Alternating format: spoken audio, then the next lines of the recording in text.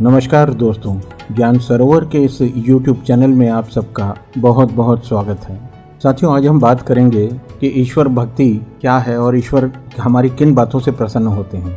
भगवान की पूजा में भावना और श्रद्धा का महत्व सोने और चांदी से कहीं ज़्यादा होता है। इस बात को अत्यंत खूबसूरत तरीके से समझाने हेतु श्री कृष्ण और उनकी दो बीवियां रुक्मणी और सत्यभामा से संबंधित एक बहुत ही अच्छी पौराणिक कथा है। भगवान श्री कृष्ण की पत्नी सत्यभामा के मन में एक दिन बहुत ही अजीब सा विचार आया। वो हठ करने लगी कि श्री कृष्ण जी को अपने गहनों से तोलेंगी। श्री कृष्ण जी को जब इस बात का पता चला तो सत्यभामा से कुछ बोले नहीं, बस मंद मंद मुस्कुराने लगे। सत्यभामा अपने ढेर सारे जेवर ले आई। पलड़े की एक तरफ उन्होंने भगवान को बैठा दिया और दूसरी तरफ अपने जेवर रखने लगी, लेकिन पलड़ा अभी भगवान की तरफ ही झुका हुआ था। सत्यभामा के पास जेवरों की कोई कमी नहीं थी। वो जाकर और ढेर सारे जेवर ले आई, लेकिन पलड़ा ज़रा भी नहीं हिला।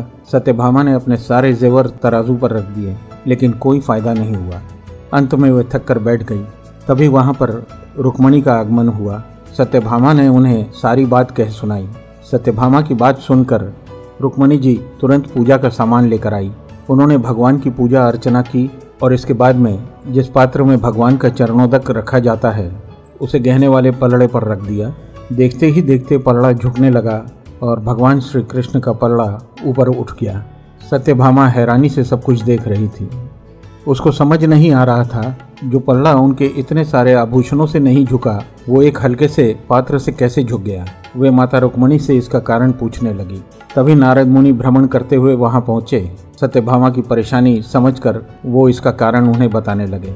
श्री नारद जी बोले कि भगवान की पूजा में महत्व सोने चांदी की गहनों की नहीं होती, बल्कि सच्ची भावना और श्रद्धा की होती है। रुक्मणी ने अत्यंत प्रेम से भगवान का पूजन किया, जिससे उनकी श्रद्धा और भक्ति की ताकत चरणोदक में समा गई। जब रुक्मणी ने वह पात्र तराजू पर रखा तो उनकी भक्ति की ताकत से पलड़ा नीचे चला गया।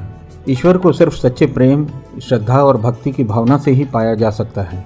सोने चांदी और रुपए पैसों का भगवान की नज़र में कोई मोल नहीं होता। ईश्वर की पूजा यदि सही ढंग से की जाए तो ईश्वर की प्राप्ति अवश्य होती है। सच्ची भक्ति और प्रेम के आगे ईश्वर भी झुक जाते हैं। सत्यभामा को उनकी बात समझ में आ गई।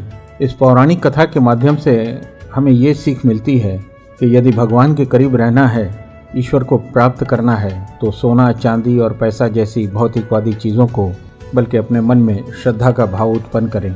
यही एकमात्र मार्ग है सच्ची भक्ति और ईश्वर को पाने का। आशा करता हूँ कि आपको ये कथा पसंद आई होगी। आप हमारे इस चैनल को लाइक, सब्सक्राइब और शेयर ज़रूर कीजिएगा और कमेंट्स बॉक्स में जाकर अपनी राय ज़रूर व्यक्त कीजिएगा।